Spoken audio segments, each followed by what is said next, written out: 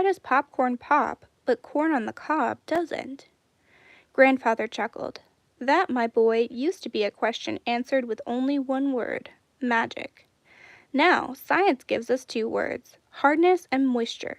If there is plenty of inner moisture, it turns to steam as it's heated.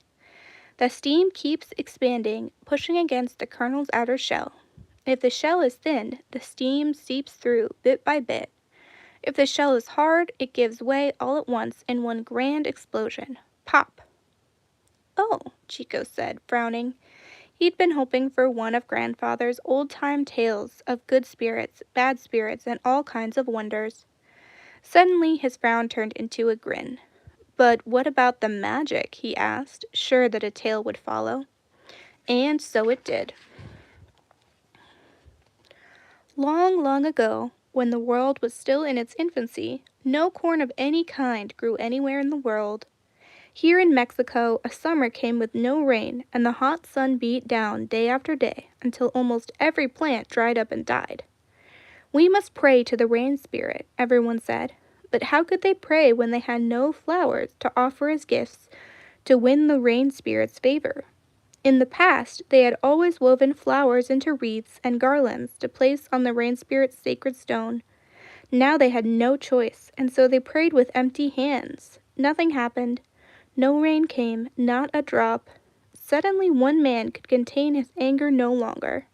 Shaking his fist at the sky and shouting curses, he cried, "Hear me, you up there, hear me!" The rain spirit heard. Anger blacker than any storm cloud enveloped the rain spirit, and he shook his own fist in reply. He sent icy winds and pelting rain to punish the people. The raindrops turned to ice as they fell, pounding down on those gathered at the altar stone and on everything around it, bruising tender faces and dry leaves and petals, snapping off dry twigs, covering everything with pellets of ice. Wailing, weeping, and moaning, the people begged forgiveness. For the first time, the rain spirit looked down and saw the damage he had done. How barren the land was! The people truly had no flowers to offer him and little food. To make amends for his anger, he clapped his hands once, twice, and then a third time, and ordered the ice to turn into soft white fluffs as dainty as any flower. "Eat," he commanded. "I give you flowers and food in one." Scarcely believing what they heard, the people slowly began to reach for the pretty fluffs, examining them with curiosity. A small boy was the first one to try a taste. Soon he was shoving a whole handful into his mouth, crying, "Aye, good, good." Before long, almost everyone else was munching too, forgetting that the rain spirit had said that these were flowers and food. But one grandmother remembered. Taking out a needle and thread, she began stringing white fluffs together in a flower-like wreath to lay on the altar. Now the rain spirit was really pleased. He told them where to find plants with seeds that would turn into these fluffs, and how to prepare this dry season food.